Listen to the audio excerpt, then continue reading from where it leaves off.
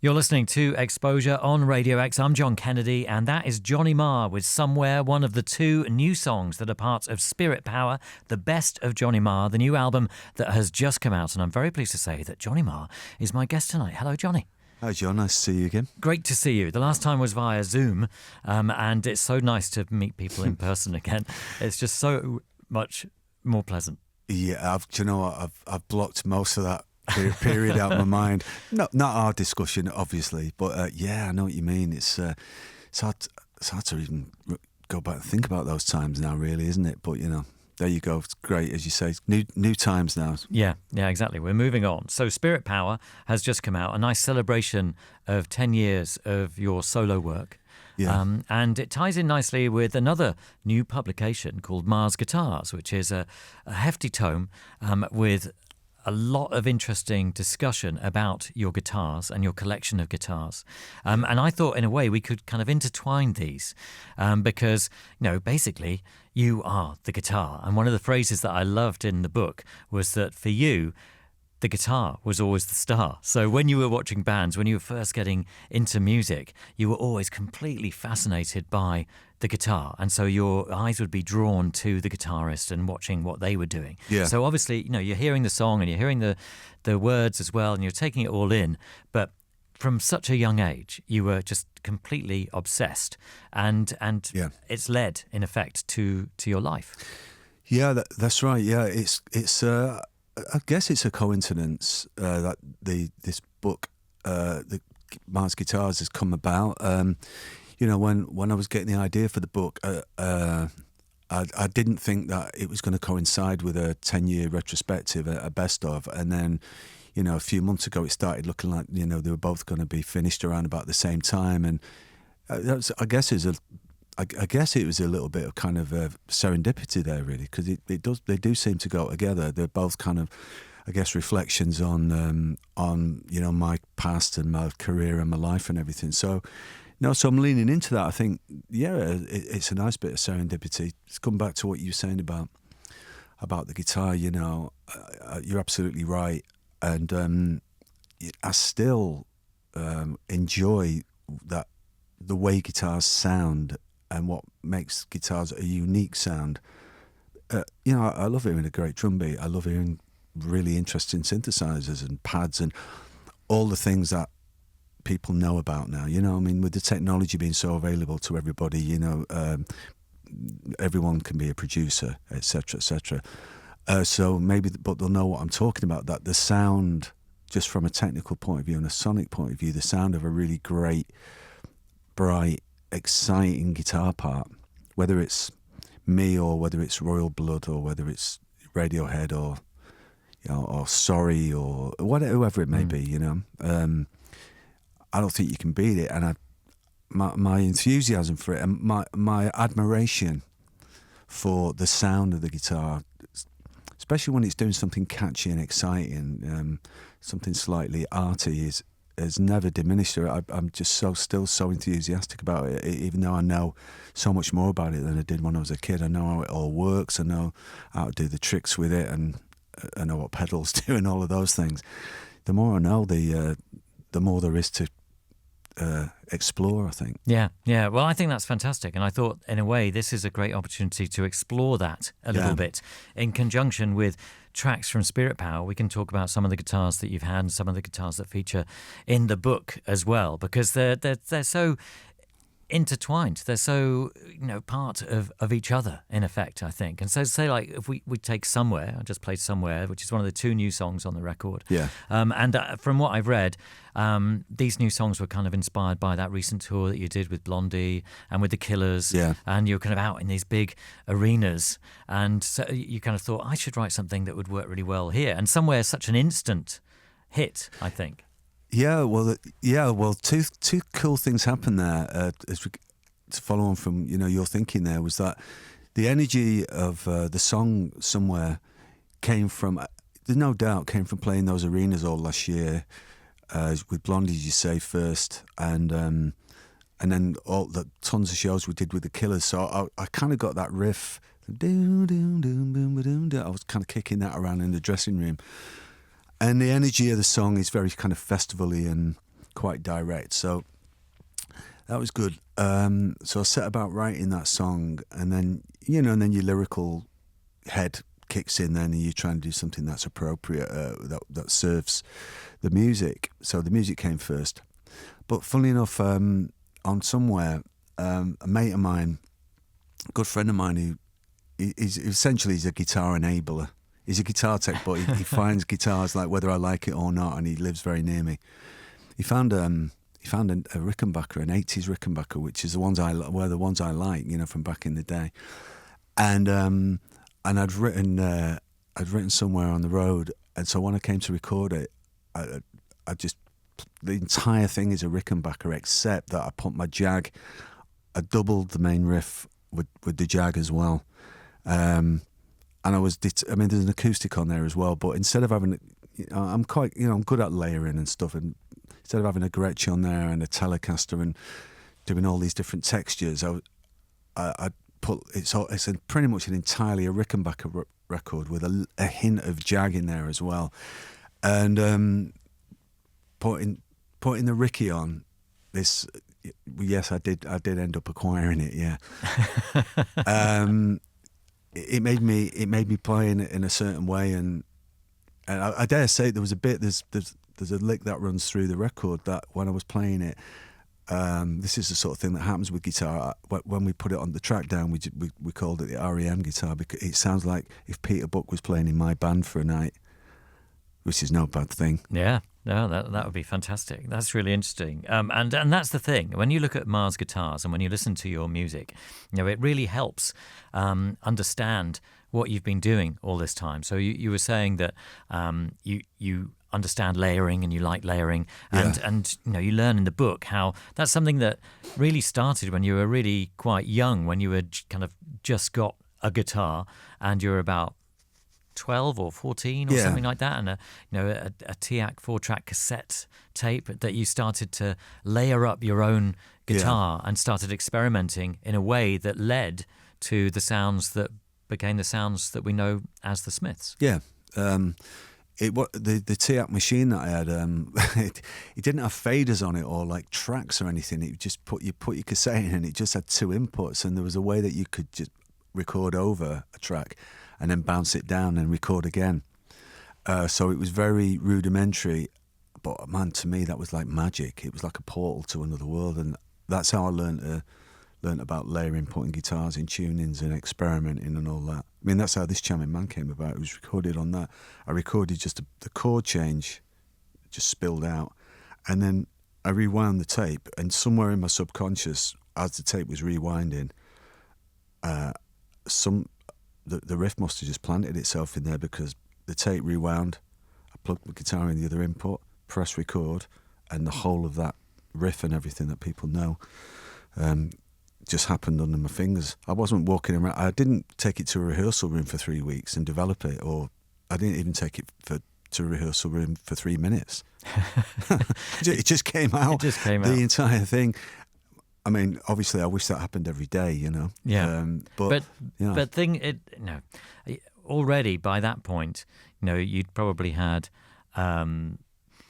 8 years or maybe even 10 years of playing the guitar. Yeah. Because you kind of first started becoming obsessed age 5. Yeah. And so all that practice, it just seems to me that everything has been leading to various different moments in your life, but because you started so young, you already had a massive head start on some of your contemporaries, or because they might not have kind of had that music bug that you had at such a young age. Yeah, I mean, me and my mates went to see all the bands. It started off even before punk happened, but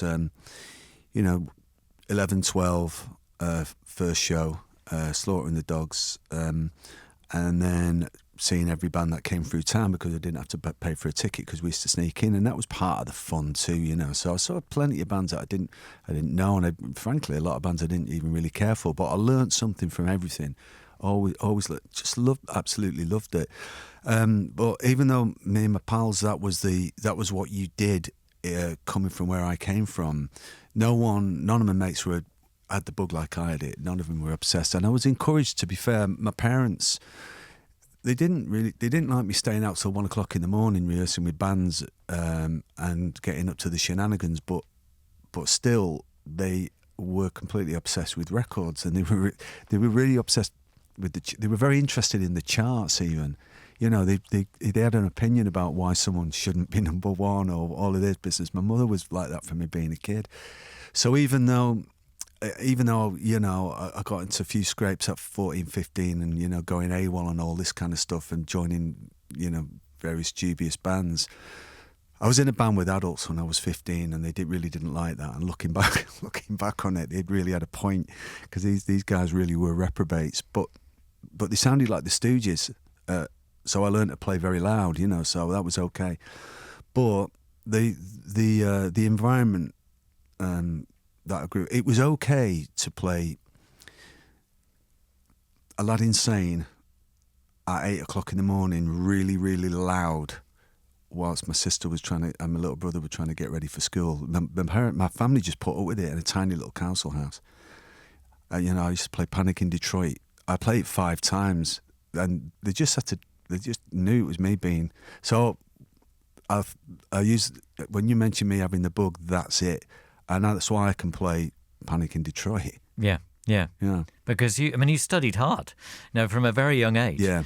There's so much to talk about, Johnny. I should play another track from the album, and you know, I've got various different plans about which direction to go. But in terms of I was thinking, you know, I might play Hi Hello, because in some ways, one of the things that I think is interesting about Spirit Power when you listen to it, and one of the things that's been interesting listening to your solo records since you've been releasing them since 2013, is that in a way you've allowed yourself the freedom of kind of owning a lot of the different things that you've been doing. Sure. So if you listen to the solo albums, all the different sounds from all the different people that you've worked with are kind of across these albums, and right. they're yours. So they're not a collaboration with the Pretenders. They're not part of they're not part of Electronic. They're not part of the Smiths. They're now under your name, and you're kind of re-owning them again. And it's also, I definitely think with the first couple of albums that you were kind of going back to a period that you felt when you started the Smiths, you were not rejecting, but saying, yeah, we were there, we heard that,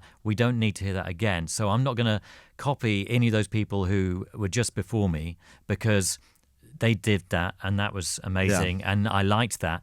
But you would never get a sense of John McGeoch in the Smiths at the time, or wouldn't necessarily recognise it. But when you started listening to, or when I started listening to the Messenger or Playland, then I'm getting more of that kind of period then in some of those songs. Yeah. But at the same time, one of the things that struck me about listening to the solo material was that you're also embracing the legacy of what you had done with the Smiths. So I was thinking maybe if I play Hi Hello, that's a song that for many people who know the work of the Smiths will kind of recognise and understand, of course, that's Johnny Marr. Yeah.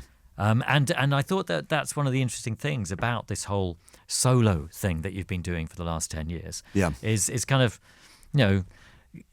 taking charge of who you are in a way. I think everything, that's entirely accurate. Once I played with Modest Mouse and the Cribs at the end of that period, which led into the solo records, why I went with the solo records and had to do it myself then. And everything you just described is exactly what happened.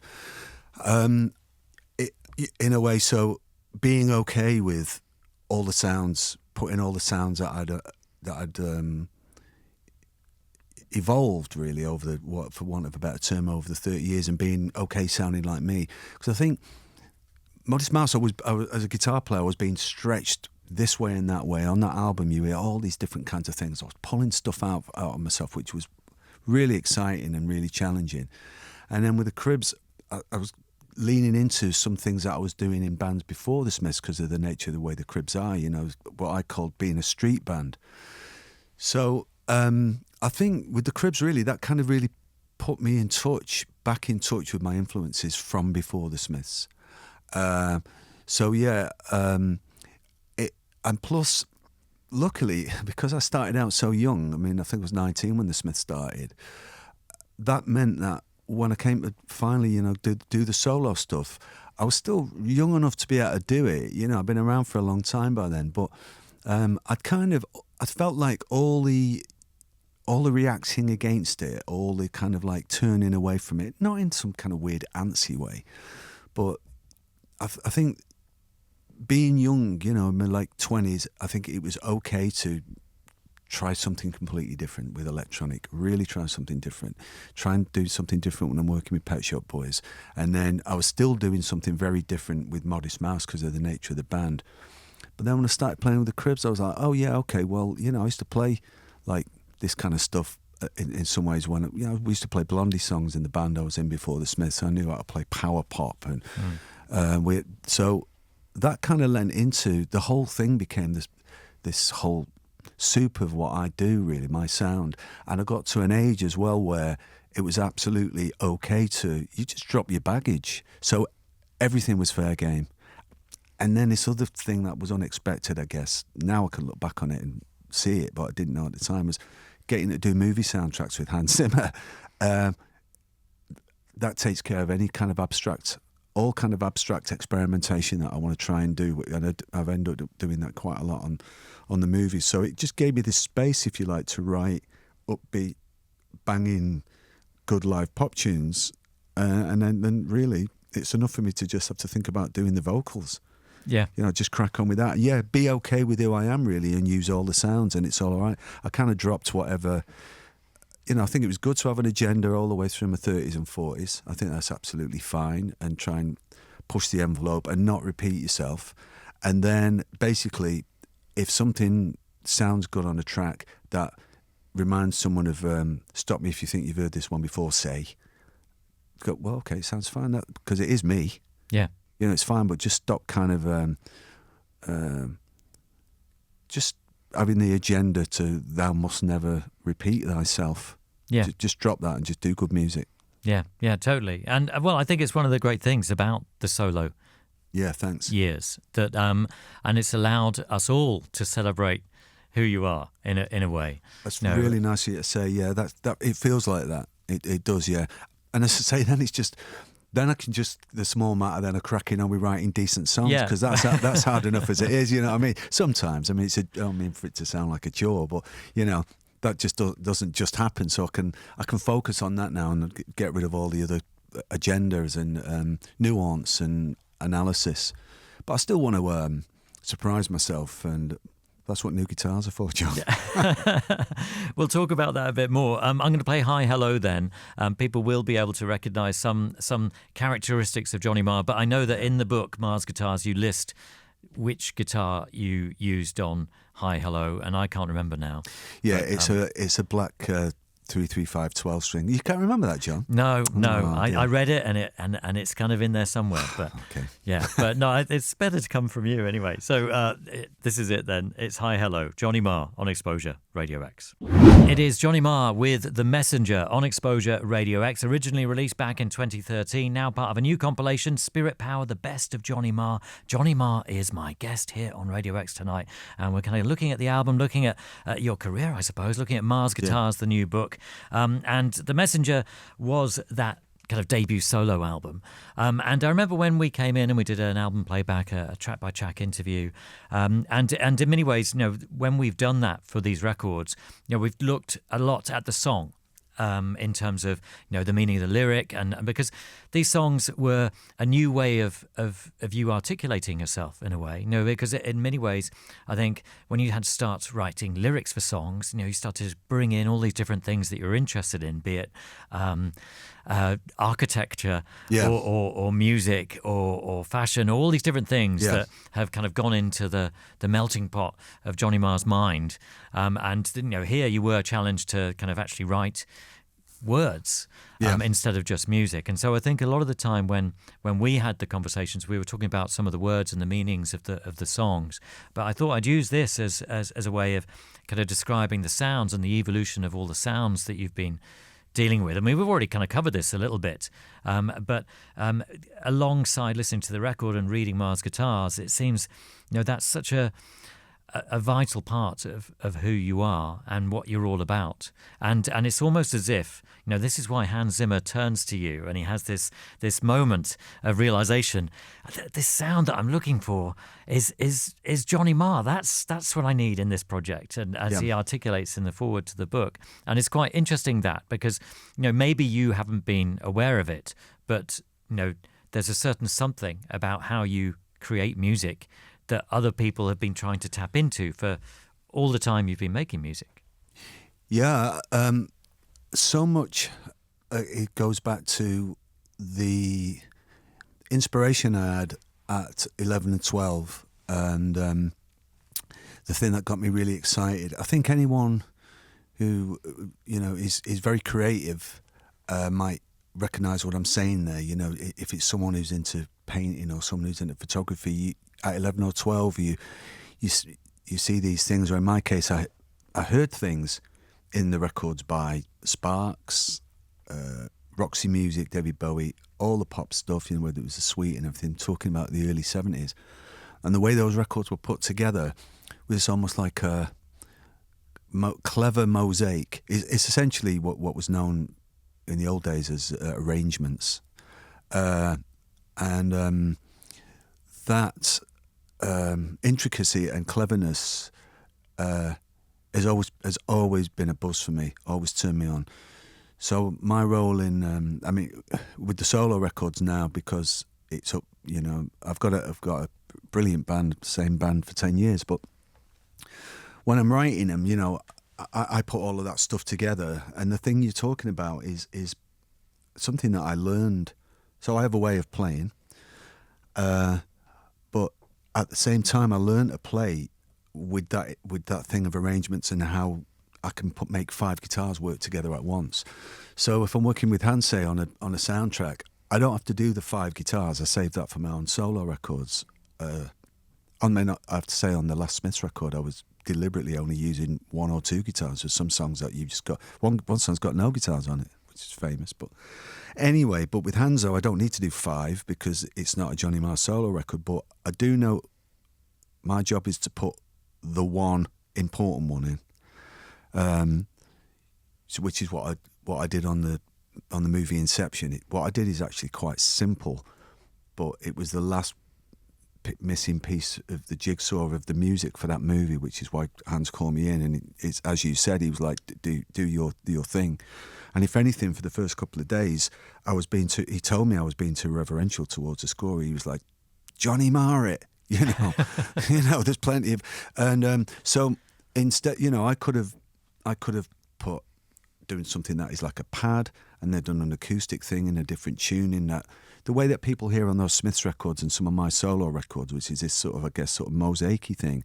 But my job on the movies, if I'm doing a theme, is to take the one that has all the focus, the main one, and come up with that and drop that into the movie. So I did that on I did that on a Spider-Man film as well with a 12-string.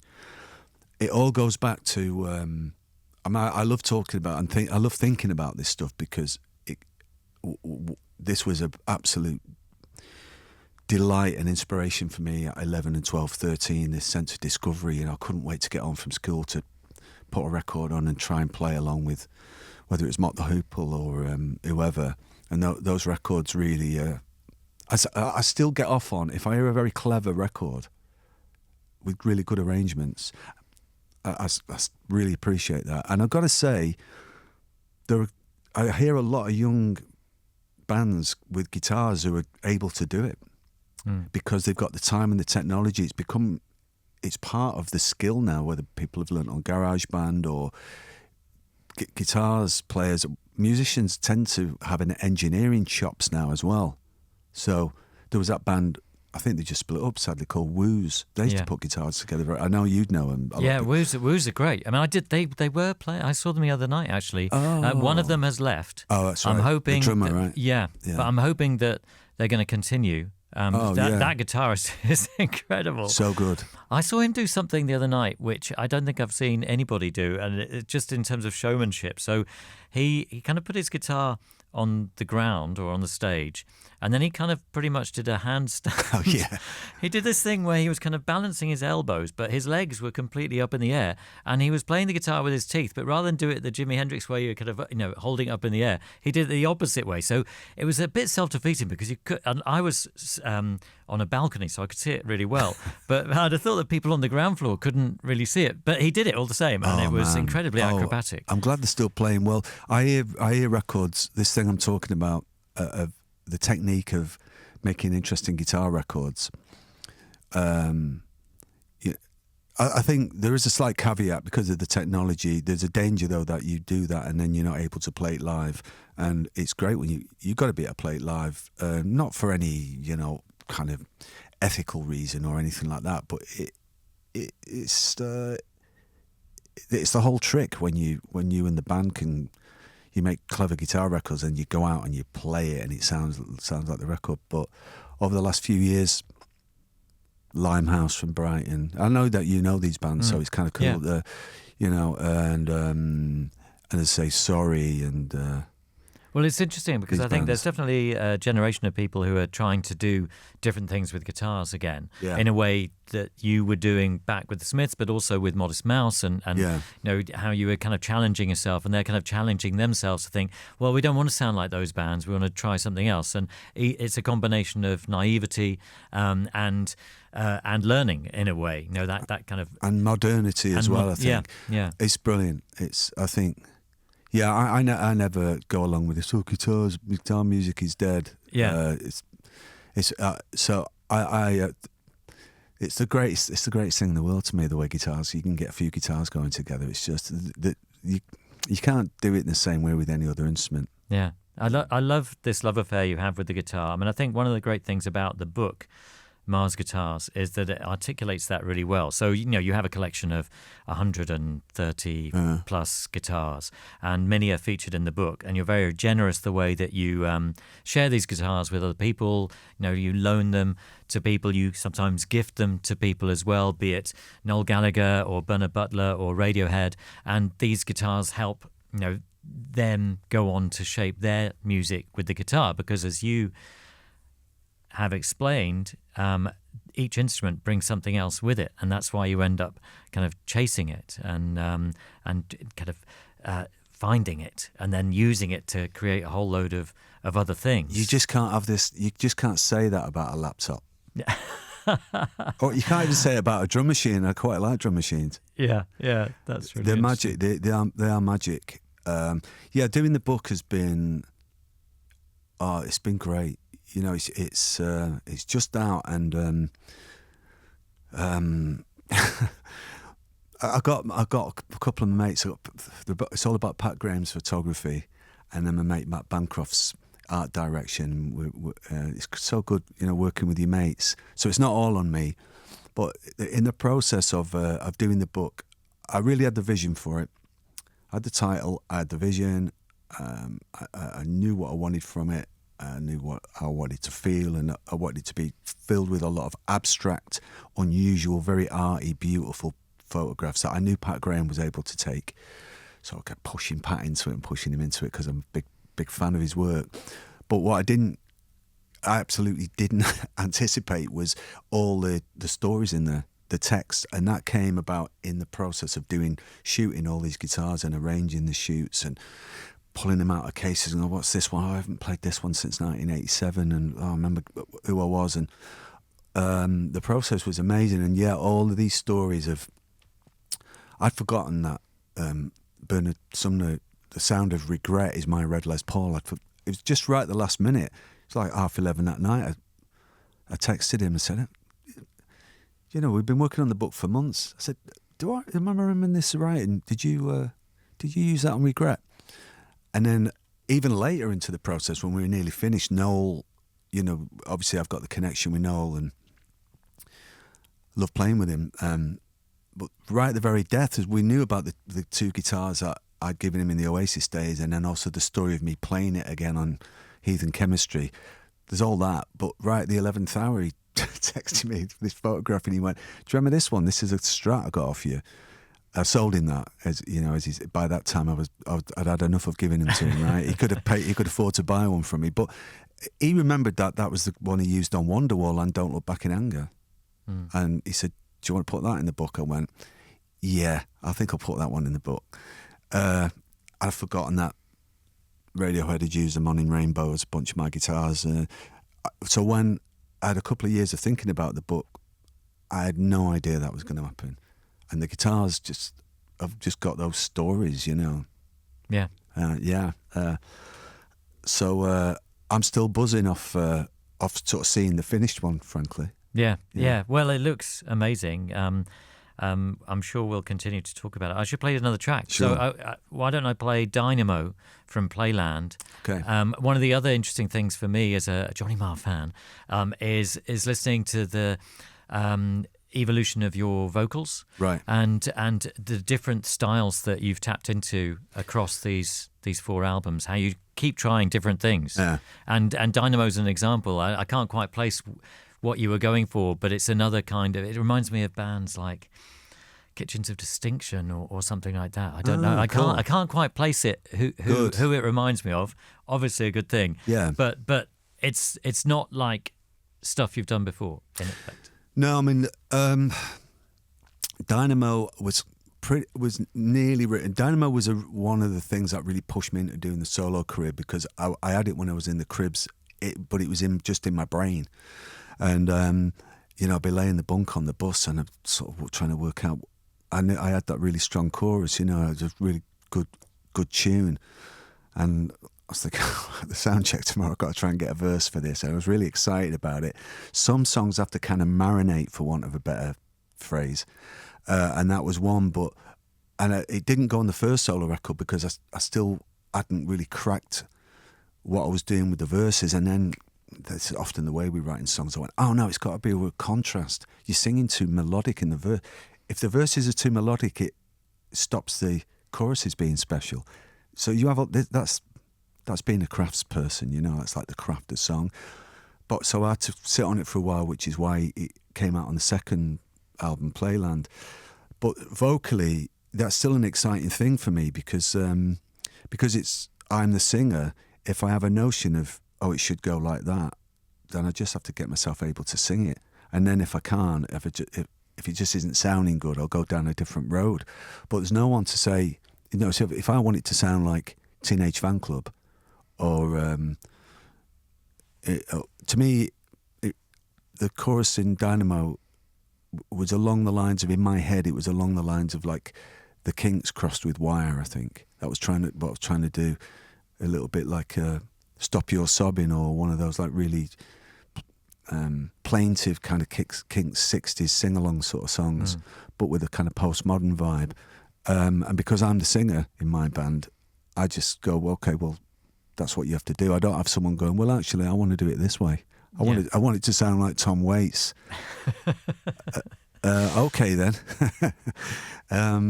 You know, I've loved my experiences, because it was 30 years working, making music for these great singers. Kirsty MacColl wanted to do it her way, which was fantastic. I'm not going to, you know, Morrissey did it his way. Matt Johnson would do it his way. But now I get to do it my way, so everyone can just stand back, you know. Right, but I have to stand by that, really. So no, it's a really it's a good thing to be. I'm working on it all the time. Yeah. It certainly seems that way, and it's really interesting and great to kind of listen to. Yeah. You know, we should say what guitars on Dynamo. What's the key instrument? Dynamo. I'll tell you exactly what it is. Because I wanted the guitar and the verses to sound like early period Ultravox, I used a 1973 Les Paul Custom, and then because I wanted the choruses to sound sort of like a kind of dream pop sort of thing, I used the Yamaha SGs and Rickenbacker. This is good information. Yeah. Excellent. This is it. Dynamo, Johnny Marr on Exposure, Radio X. You're listening to Exposure on Radio X. I'm John Kennedy, and I'm very pleased to say that Johnny Marr is my guest tonight. Hello, Johnny, again. Thanks for sticking around. So that is Spiral Cities, taken from Call the Comet, which came out in 2018. And, there's all sorts of guitar stuff going on in that. Explain to the layperson what effect the shape of a guitar, the weight of it, the way it's strung, how that affects everything about the appeal of a guitar. So say you look at a guitar and you think, oh, that's different. What's interesting about that? And you pick it up and you get a different kind of feeling from it. And it starts taking you on a journey in a way, taking you in a direction. Well, I think first off, something very fundamental and understandable happens, in that if you're a 14-year-old girl or boy, you usually you think, oh, okay, she looks great with that guitar. I want to copy her. That guitar looks really cool. Someone might go, I like Jay Mascis, so I'm going to try and get a Jazzmaster. And then you see more people with Jazzmasters. Remember, there was a phase in the 90s that a lot of people were using Gibson SGs. I was using one. Graham Coxon was using one. So, if someone's a fan of Blur, then the guitar player is probably going to get a Telecaster, because that's the one that's most closely associated with Graham Coxon. And I mean, in my case now, really for the last, I guess, almost getting for 20 years, has been the Fender Jaguar. So people see. So it's on a more almost superficial level, and that's absolutely fine. But then when you actually have, you pay for that or get someone to buy it for you, whatever, and you actually got that, it's a serious business. The reality of where that guitar takes you is you deal with that, and that's fantastic. So if you can already play somewhat, then you can impose a little bit of what you're already doing on it. But really, most of it, the guitar will take you in that direction.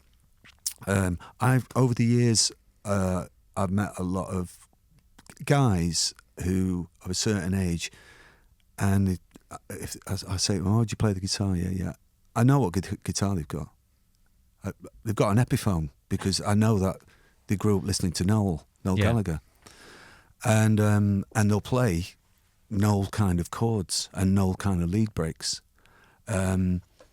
So you have, in other words, you have really associative things that happen with the guitar, and quite often people will play certain ones. Mostly people will play certain ones to follow what their heroes, or trying to emulate what their heroes are doing. But it's a little bit like, if you get in a Porsche and you think it's going to be like a Land Rover, then you've got to deal with that reality, and they will make you drive down, and they'll make you drive in a different way, really, and that's really good fun. So on like Spiral Cities that you just played there, I mean, I have a sound that there's also a school of thought that says you give a good guitar player any guitar and they will sound like themselves.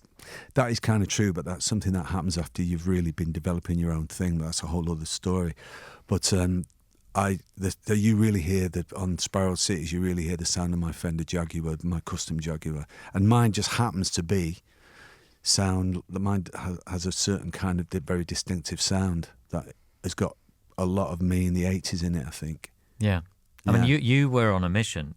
You kind of fell in love with Jaguars when you hooked up with Modest Mouse, and you picked up one in the studio that was there, because you couldn't rival Isaac's noise that was coming out of his amplifier. So you thought, I'll see if I can do it with this one.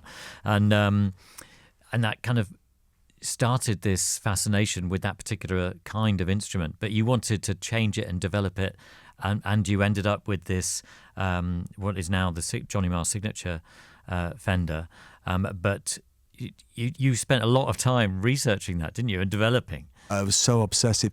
Yeah, that's entirely true.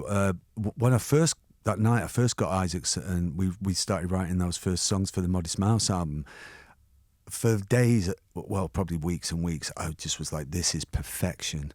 Stay away from it. I mean, I really was like I was when I was 11. Don't come near me while I've got this guitar on, don't even look at it, that vibe. Absolute perfection. But because we were working so much and we were rehearsing and then writing, and the band when I joined the band, we started doing things straight away. You know, I was playing it 6-7 hours most days. I started to notice what I would call unwanted conditions, which were technical things like certain switches being in the wrong place and things that would happen with, you know, everyone knows what the whammy bar is, or the tremolo arm, the thing that swings around. And that would just swing around. And everyone had to deal with that for 40 years on a Jaguar. And I was like, that can't be right. I've got to fix that. And aside from actually putting chewing gum in it, which I actually have had to do, and putting sellotape around it, I'm not joking. You know, I had to deal with that. So as I remember, getting the signature Jag, and the Cribs are the best people to tell me about this, and they're so clever with this stuff. But it was about two and a bit years of gigging with the Cribs and Modest Mouse, where I was developing that guitar on a day-to-day basis. I remember a gig in Toronto with the Cribs, where I had a screwdriver. I got so crazy about whether the saddles and the bridge was actually going down, and it turns out it was, but not in between numbers, Johnny. But I had a little screwdriver on top of my amp, and in the gig, in between numbers, I was like, really quickly, I was sort of adjusting the height of the screws, which someone really needed to take me aside and say, you need to go away for a weekend, mate, and you need to lie down in a dark room. But such is obsession. A little bit of that, look, I'll tell you where the reasoning for that came from. When me and Bernard Sumner from New Order, when we used to write, I remember Bernard telling me on a few occasions that with early New Order lyrics, he'd have most of the lyrics done, but he used to leave some of it. He used to leave quite a lot of it to just going out there on stage, because he said there's nothing quite like standing in front of an audience to make you make up your mind. Now, you could look at that as just good old-fashioned procrastination and not doing your homework, right? But there actually are loads of tapes of early New Order shows where he's just making up the lyrics, right? But he's got a point. You really do know when something's, you know, if you've got a lyric that you need ironing out, when you start singing it in front of an audience. So anyway, I applied a little bit of that thinking to when I was making the Jag, and I would try pickups out, and I would try, usually pickups, and the thing with the whammy bar and switches. And I think, okay, well, when I get in front of the audience, I say to my tech, all right, on the 5th song or whatever, just give me the prototype and let me try it. And anyway, one night, and it usually worked, and I start playing that, I go, I can immediately hear that the neck pickup is too bright. Oh, God, because you're in front of, well, in that case, it was 10,000 people. Oh, that's a bit bright. But I did that at Madison Square Garden, and we hadn't tried it out in the sound check, and I went into the riff at dashboard, and it was just silence. Oh, no. Yeah. And I was like, okay, note to self, try out the guitar before going on stage with it. Especially at Madison Square Garden, that actually happened. The rest of the band were looking out for me, just waiting for the riff to come in. And at the time, that was one of their biggest songs. It was the big single. The one. And it started with me, I had a kick drum. So the band was just going, do, do, do, do, and I was looking around, come on, your bit, Johnny. Do, do, do. I'm looking around at my roadie, and he's white. And he did actually, to be fair, he did say to me, I told you we hadn't tried it out. But how did you rescue that? Did you just change guitar? I changed guitar, yeah. So, but that and they're the two things I remember about being obsessive about making that guitar. That and messing around with the bridge height at the gig, the Cribs gig in Toronto. I had taken things a little bit too far. One of the great things, it sounds like, about your custom signature Fender Jaguar guitar is that when you play it on stage, the way you've designed it is that it incorporates aspects of about 3 or 4 other guitars that you can play just using the one instrument. So instead of having to change up for each song a different guitar because it has a certain kind of thing, you can do that with your signature Jaguar. It sounds like it could be a Ricky, it could be a Gretsch, and it plays like a Fender. So if I was to play What Difference Does It Make on it, which is my Ricky through and through, doubled, it's my signature Jag. If I just put the pickup in a certain position, it sounds like the Ricky, and I can make it sound like loads. It would have saved me so much money in the 80s and so much time. But so it's really, really perfect. I can honestly, I mean, it's so brilliant to say this, but I wouldn't change one thing on it. And I tend to, when I play shows, I tend to really have very few guitar changes. I've done this thing now where I use like a sustainer quite a lot. I use it in the movies, and I've been using it on one or two singles. It does what that implies. Each string's a sustainer. That's Ed O'Brien got me into that. And so there are about 3 parts of my set where I have to swap my guitar over. But if I wasn't doing that, I wouldn't change my guitar the entire show. I'd just take the one guitar and the backup all the way through my tour, year in, year out. It's amazing. In the Smiths days, I loved, like, because I used to write in so many different tunings and different sounds. I used to have like 8 or 9 guitar changes. And but now I really like the idea of just having that one jag, and just. But I think also because I'm singing now as well, I don't want the distraction. But yeah, it kind of simplifies what's happening on stage. I think it's other dead things cool. to think about. I think it's dead cool just having the one guitar all the time. Anyway, I've just got to that point in my life. So yeah, I'm very lucky. It's perfect. But I did drive myself and everybody around me completely nuts for about 3 years. Just ask the Cribs; they'll tell you I was bananas. I'm going to play "Walk Into the Sea," which is also from "Call the Comet," because I love the guitar on this. And I think is this the Jag? Is this? Yeah. This is the. Yeah. Funny enough, Yeah. this is the sustainer Jag is big on this one. The one with Ed's pickups in it. Yeah. Right. Excellent. This is "Walk Into the Sea" then. Johnny Marr on Exposure, Radio X. You're listening to Exposure on Radio X. It's another selection from Johnny Marr, from Spirit Power, the best of Johnny Marr, which has just come out. Johnny Marr is my guest. I'm John Kennedy. That is Sensory Street. So that's a different dimension to a lot of the stuff that we've been discussing, and a lot of the guitar-centric things. But the electronic side of things and using technology to articulate your ideas has been a strong factor. I mean, even if we go back to you using that TIAC cassette, it's using technology, yes, with an instrument, but to kind of capture some ideas and develop some ideas. And with Sensory Street, you're kind of tapping into that whole era.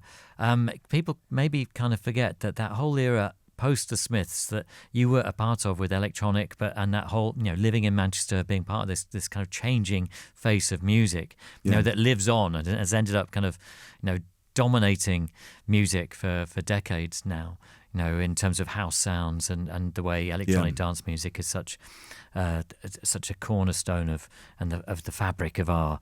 It's on the high street now, isn't it? Yeah, completely. But I like the fact that in recent times, that you've been able to tap back into that and use that to your advantage. Well, it's funny when hearing Sensory Street, that song is built on a riff that was a guitar riff initially, and I actually made it more. I replaced it with a synth because it sounded a bit retro. I love the riff, boom, dun, dun, dun, dun, dun, dun. But it's one of the rare occasions when I really try not to do this, but when I've got a guitar riff and I've replaced it with a synth line. Normally it's the other way round. I feel duty bound to sort of try and do everything on guitar more and more as I get older, in fact. But it was just a little bit too Hendrixy, and so luckily for me, I went, oh, okay, if I do that on a Juno, that's going to hit the bullseye, and it did. Being a fan of, I always think of myself as a fan of pop music. Now, in this genre-centric culture that we're in now, I am aware that what stands for pop music, pure pop music now, is not really what I'm talking about, unfortunately. But because I find so much of it just very formulaic and vacuous, frankly. But when I think of pop, I think of something very exciting, innovative, and playful, and daring, and the opposite of what I believe is pop music these days, frankly. But and so if something's on a synth, there's a really good example from not that long ago. But if you think of "Freak Like Me" by Sugar Babes, it's dripping with technology and synths and beats and loops. You don't want that played on an acoustic. So it's part of that sonic. And I used to be like that when I was a kid. If I heard as I say, what I get excited about thinking of pop music, if there was something and it was on a synth or whatever, you think, oh man, that's fantastic. It goes back again, and then particularly goes back to I guess the time we call post-punk. People like John Fox and early Ultravox and all of that sort of stuff. So hey, look, and I was in a band with Bernard Sumner. Yeah. He lived at my house for 9 years, and we had to listen to Kraftwerk for breakfast. Brilliant. We should talk about the future a little bit, because there are 2 new songs on this collection. I'm going to play the other of them in just a moment. And one of the nice things about the collection is that it covers some of the things that you've put out as little side things, say like your version of I Feel You by Depeche Mode, which came out for Record Store Day, but also the collaboration with Maxine Peake, which I really, really liked. And it's great that they're all in one place, which is really nice, I think. But also, you've got these shows coming up in December with the a night with the Johnny Marr Orchestra. And what's beyond that? I mean, that's just in Manchester, isn't it? So that's just 2 nights in Manchester. Will you take that anywhere else? I've got a feeling if it goes well on the night, which it better, because it's sold well, then maybe we might want to do it somewhere in maybe Sydney or Germany or America or whatever. That kind of thing is kind of out of my hands, really. I leave that to the people who are cleverer than me about, people wanting to see it, promoters and all of that. So yeah, I'd like for that for me and my band to do something like that in somewhere like Melbourne or Sydney. I mean, you've kind of got used to the orchestra thing, playing it, that orchestra thing with working with Hans Zimmer and stuff, and he's taken his creations onto the stage for quite a lot of touring. That's right. I mean, Hans's thing though is so vast. There's some nights I played. I'm pretty sure I might be with the choir, which is sometimes a 30-piece choir. I think that we've been up to 60 people on the stage. I played with the Pet Shop Boys at the Albert Hall with the orchestra, and that was really beautiful. I mean, that was so beautiful. Imagine playing those songs, But this is, obviously this is a little different because it's about me and I'm singing and it's my songs and all that. So that's going to be like a challenge and a very exciting new experience. I hope we can, as I say, that, for me and the band, we can take that somewhere else. But what I'm excited about is the thing I've always been excited about from being, when I first started writing the songs, is that I'll get a window in my life where, hopefully quite soon, where my main preoccupation is about interesting pop songs made on the guitar. That's all. That's the best thing in the world for me, really. Yeah, excellent. So you're suggesting there's going to be more of those, basically. That's which is very exciting. Do you know what? Nothing can top that for me. That I'm in heaven when I do that. Sometimes it takes a lot of work. The last album, without getting too dramatic about it, the last album took it out of me, regardless of it being the pandemic. I've got to say, really, having that enforced solitary period actually helped the process. But it was a big undertaking, that last album, because of the technology, and I played all the synths on it, and there was quite a lot of technology on it and everything, and the sort of themes I was sort of I don't know, it was just a fourth album. It took a lot of craft, I think. And it was a big record. I mean, a lot of songs on that. It's a double album. Yeah, it was a double album. There was a lot to do. So I ended up kind of recording it. So, but that's been a while ago now. So, hopefully the next one it'll either be a little bit quicker or it'll be a little bit slower. You can't predict these things, but I must say, Fascinating radio. I'm always a fan of, The Messenger and Playland came out in quick succession. I like that, and I like it when there's a real momentum to things, and obviously, when things become successful, then you have to go out and promote them and tour them as well, because there's a demand, and so you've been busy doing that, especially once things opened back up. But yeah. I mean, I like that. Me and the band, over the 10 years, me and the band have been a very prolific live outfit. That's been a real defining thing in my life, because the period before that I was doing so much stuff in the studio. So a big part of who I am now and what me and my band are, I'm a performer, and that's happened since we first got together to talk about The Messenger. It's hundreds of gigs later, and lots of songs and lots of singing and lots of jumping about, and me and the band have established what we do now. When we, if someone comes to see us at a festival, if they haven't seen us before, they kind of know what I do, really.